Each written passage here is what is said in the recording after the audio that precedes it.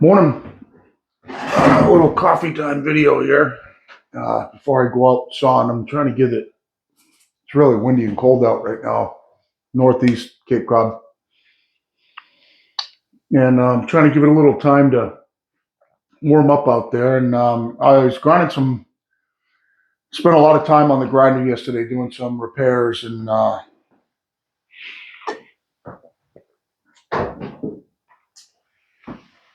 fixing the problem that I had the other day. If you didn't watch my video the other day, I was sawing some big slabs. Needed a specific one for a customer, and I need a pull a big 2x12 order, and trying to maximize this very, very large log. There's 33 across on the big end, almost 14 feet long. Really a max log for the Norwood mill. And I ran into a little bit of a problem with some bands that I'd sharpened, making some funky marks, really stressing out the machine. It was sharp, but they didn't cut good. And I had an inkling of it the other day when I knocked them out. It takes me about 12 minutes to sharpen a band. And the other day I came up here, I kind of end up with a limited time to when I can do this because there can't be any, well, really, there can be people home, but I try to do it when there's nobody home so I'm not up here making noise and stuff like that.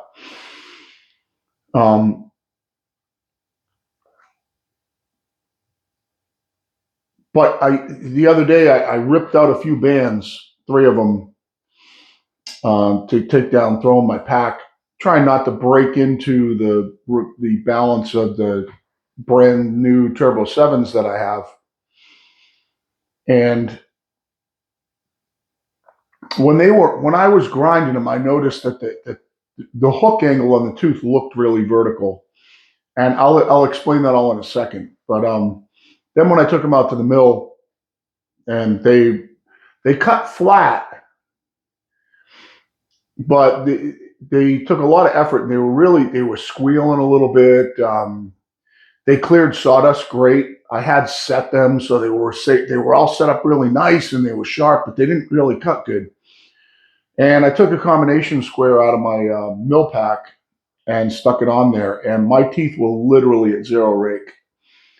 So what that means for somebody who doesn't know what I'm talking about, a typical bandsaw band, there is atypical. Okay, I just got done watching Robert Milton and Harvey Hobwitz. Now, Robert Milton would probably disagree with me and say there isn't a typical. There are a myriad of different bands, and there's no typical. And I'm not going to put words in his mouth, but Robert's just such an expert in everything that he may disagree with that statement. I run 7-degree hook angle bands because a 7-degree band is kind of like a combination blade on a table saw. It's a middle of the road band where let's just say a 10-degree band with 10 degrees of rake angle, we call it hook angle, but it's rake angle on the tooth. How much the tip of the tooth is ahead of the base of the tooth in relation to a perpendicular line from the edge of the band. And again, I'll show you that in a second, but 10-degree band is a really good softwood band. It's a very aggressive rake, as you can imagine, as this tooth that's leaning so much in is cutting into the wood. And this would be the top of the tooth, so it'd be upside down, cutting into the wood, kind of in this direction, scraping across the wood this way. As it's cutting into the wood, it's digging in to the wood, filling up the gullet, spitting that sawdust out the other side.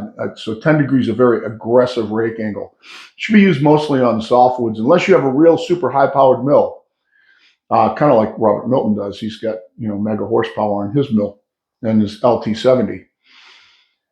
And then let's just say unaggressive. An unaggressive rake angle is around 4 degrees.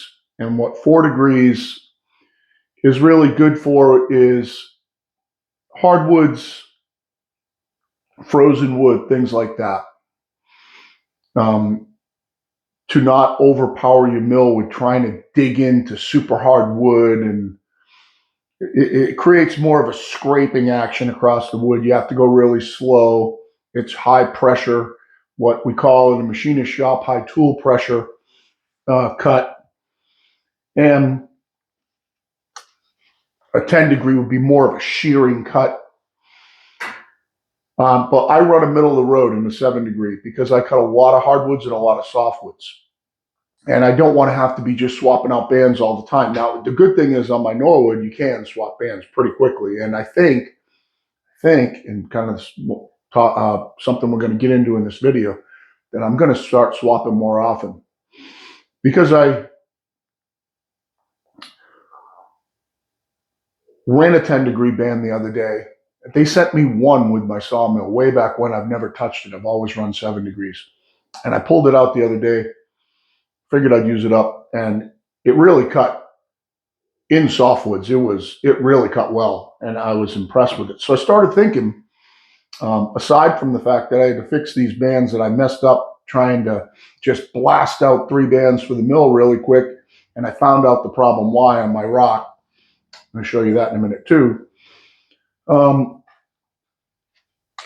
But when I got into the methodology of how I was going to fix these bands and go back to work with them, because they're already sharp, they're just ground at a bad rake angle, well, 0 rake angle, not even 4 degrees, 0, straight up and down.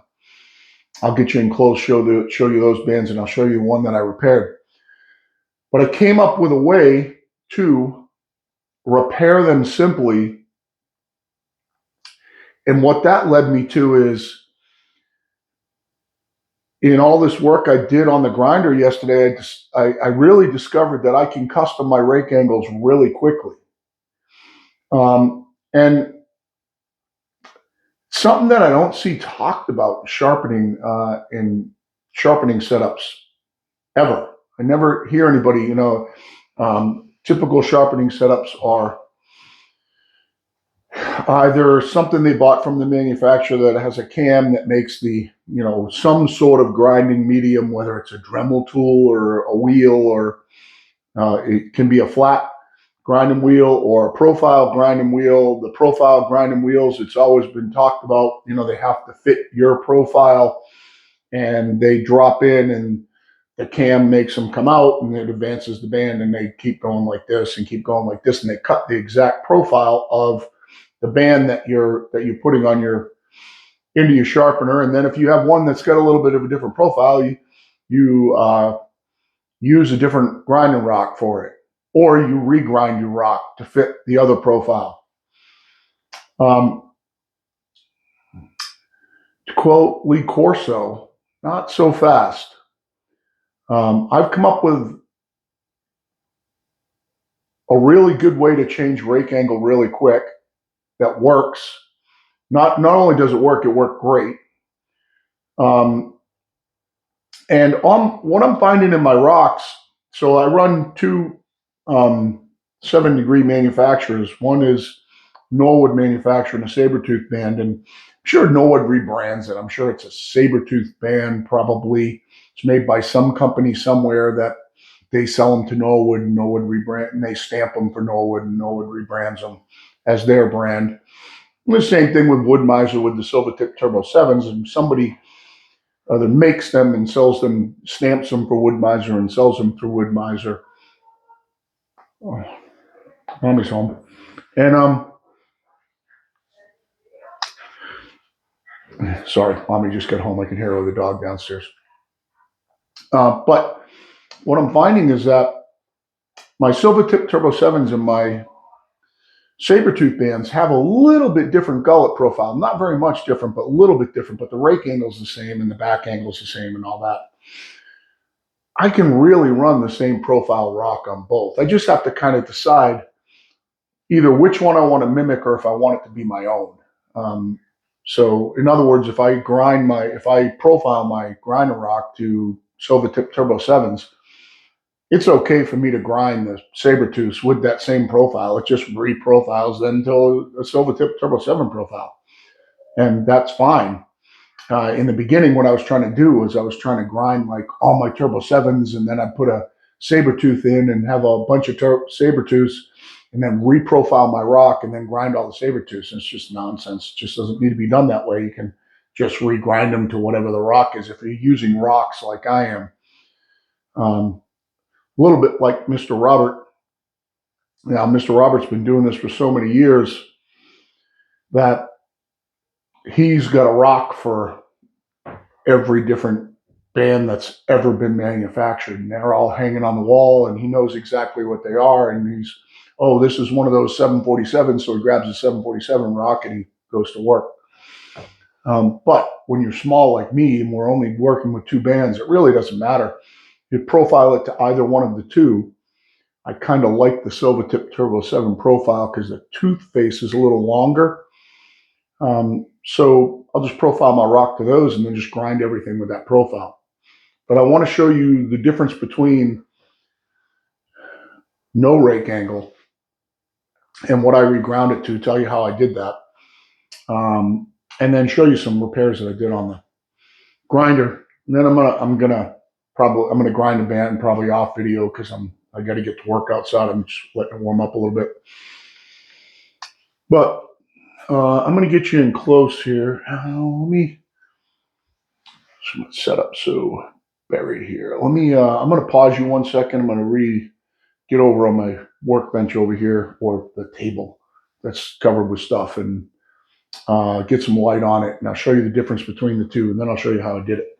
So I'm just gonna pause you 1 second. All right, so if you're watching this video, you hopefully you really want to learn about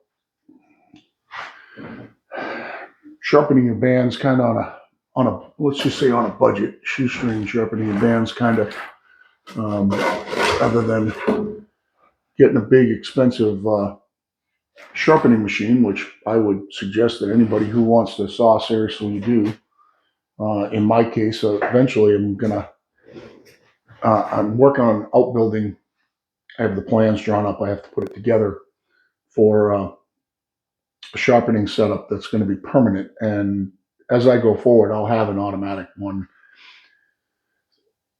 Anyone who's watched me in some of these sharpening videos knows that I do have a little trepidation for going to that type of setup because of some things that I've learned doing it by hand on my setup. And one of the reasons is that I like the fact that when the way that I do it, I can address every tooth.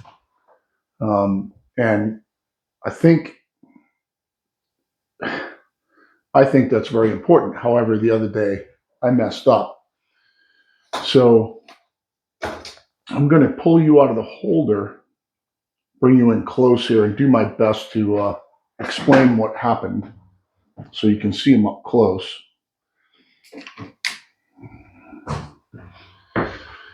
So this is how I tie up my bands after they come off the sharpener. And this is the band that I was running the other day on. It's going to be a little hard for me to do with one hand, but you're going to have to do your best to imagine with me. But this is the band that I was running the other day. This band is still sharp. If you see that tooth, if you look at the tip of the tooth at the top of my finger right there, down to, really will go off the base of the band when my thumb is here, in a perpendicular line straight up. These teeth have no rake angle on them. They're straight up and down. I have put a square next to them, and I mean, they're exactly zero. This is straight up and down. There is no lead in for the tip of this tooth leaning over. And that happened because on my grinder rock, which is profiled, I don't know if I can do this one hand to my tooth. So it sits in there like this, is profiled to the profile of my gullet and cuts this shape. My rock got worn on the backside. And if it was on the sharpener right now, I could show you better, but it got worn on the backside where it grinds the tooth right here in one spot on the rock. So as this rock's rolling around on the sharpener, there was a wobble in the side and there was a big dent right here where my pinky is. You can see the discoloration there. That wasn't flat with the rest of the rock, which leads me to another thing that I've always heard, and you can see it right here. This was the bad spot that was making the tooth go vertical. And the one thing that I have learned, and that I've always known, but I broke protocol on this particular rock, is you never want to touch the backside of this rock. Now, I tried to dress it out. I don't know if you can see the facet right here where my finger is, but I tried to grind it out. And what it did was it changed the profile that's now on my machine.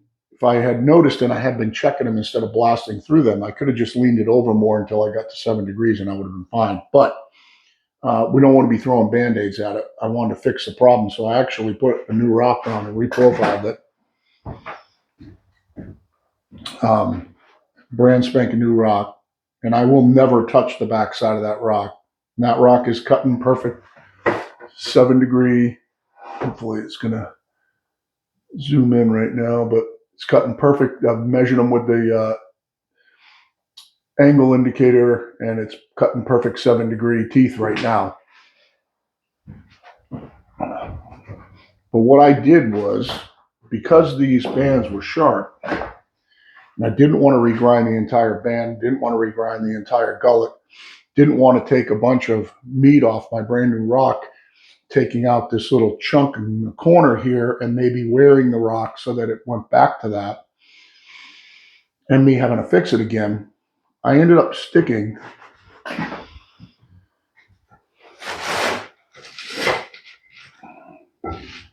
the chainsaw rock on it, profiling it, and only going down. You can call it the chainsaw rock. It's really just a rock. Only going down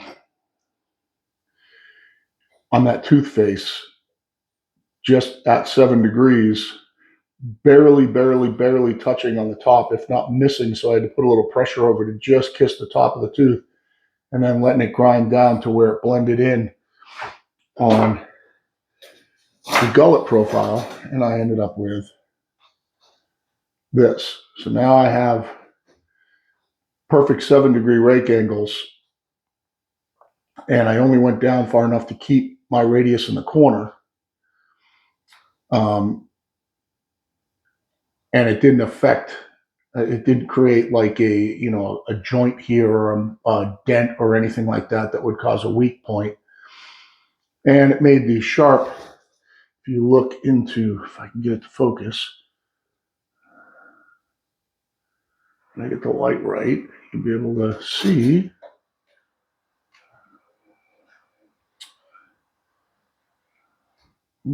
I had it. That I only ground just the face of the tooth down into that radius in the corner at 7 degrees. So it fixed that profile.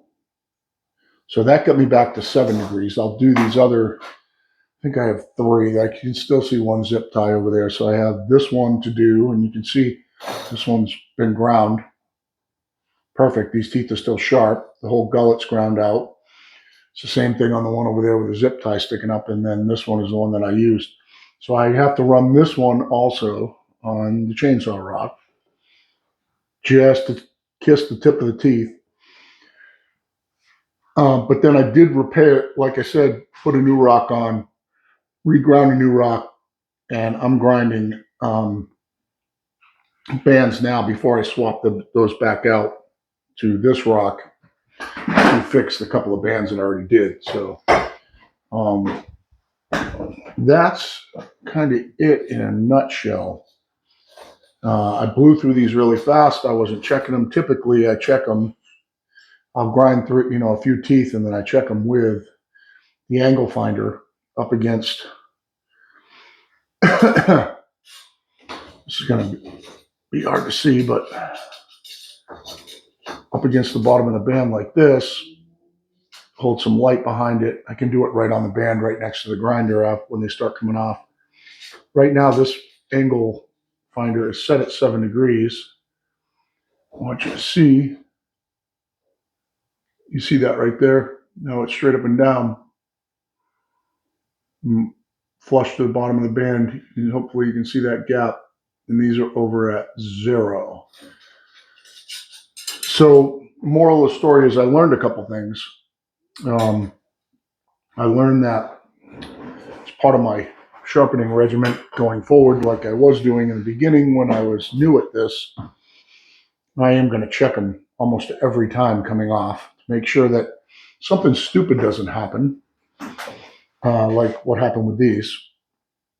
I also learned that I can use that chainsaw rock and get a really, really good grind and quickly change the angle of these teeth to anything I want. So, I mean, I can go right now, I can make this a 10-degree band in 12 minutes with that chainsaw rock and just blending in that corner.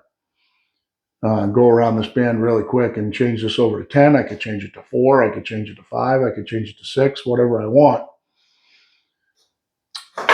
Now, I wouldn't do that on a used band or one that just came off the setter, one that had been used, because I want to grind out the gullet like you can see on these. So as long as they're a normal band in the ballpark that just got a little bit dull, then I can use my profile rock, which rather than taking you over there, it looks like this. Well, it would be on like that. Looks like that, where it's just I've ground it to the exact profile of what I'm cutting. So it goes in at 7 degrees like that, and I don't know if you can see that real good, but it cuts the profile of the band at 7 degrees if I angle that over to 7 degrees. And I want that to be accurate, so I'm never going to touch the backside of one of these rocks again, ever. If I do want to change tooth angle, I don't have to order a whole ton of 10-degree bands. I can just make a ton of 10-degree bands really quick.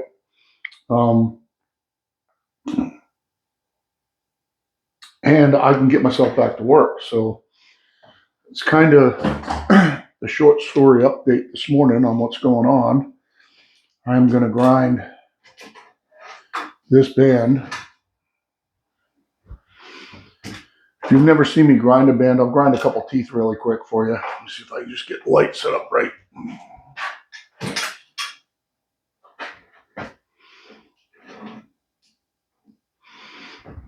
Let me spit.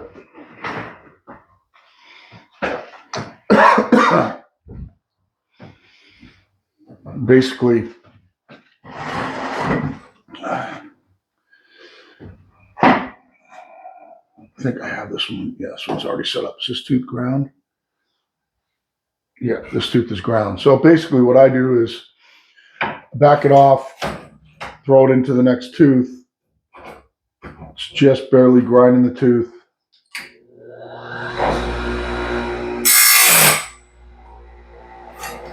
Oh, I jumped too, sorry. Put it back into the gullet.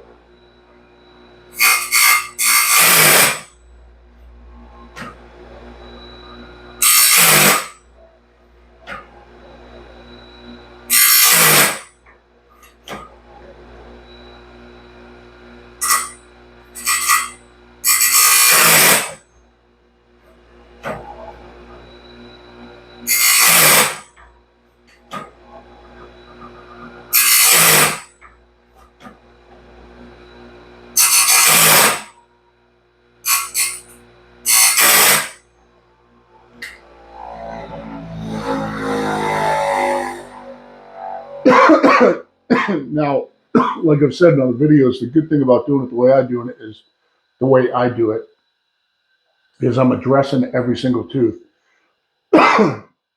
if this tooth was really dull or it hit something, you can see especially with the light setup that I have in here, I can see the dull spot on the top. I can see the shiny spot, and I can make sure that I grind it just enough to get that off. So every single tooth on the band, you'll hear some people on some automatic sharpeners sometimes talk about how they have to go around. They might have to go around a couple times. I don't have to go around a couple times. One time, every single tooth is sharp. Every gullet's hit. Um, I can take off if it's hit something. And I do have a couple of bands over here that hit some stainless steel, and stainless steel doesn't blow the teeth off. What it does is it just rounds over the top. I can sharpen those out too. I can take a more aggressive grind and sharpen a tooth that's been rounded over, or if it's a fairly sharp band that really um, didn't hit anything, just came off the mill, kind of sharp, I can just barely kiss the face of the tooth. Though what I like to do is I like to have it come down to where it's just barely kissing the tooth, and then just simply put a little bit of side pressure on the grinder when I go down, and I can just barely kiss across the tooth, grind it, and go to the next one, which is what kind of the setup that I have going on right now. I don't know if you can hear that, but it's just barely touching the tooth. So I can come down next to the tooth, and right next to the tooth, it's not really touching right now, but I can put a teeny bit of side pressure on it, barely grind the face. She's barely touching.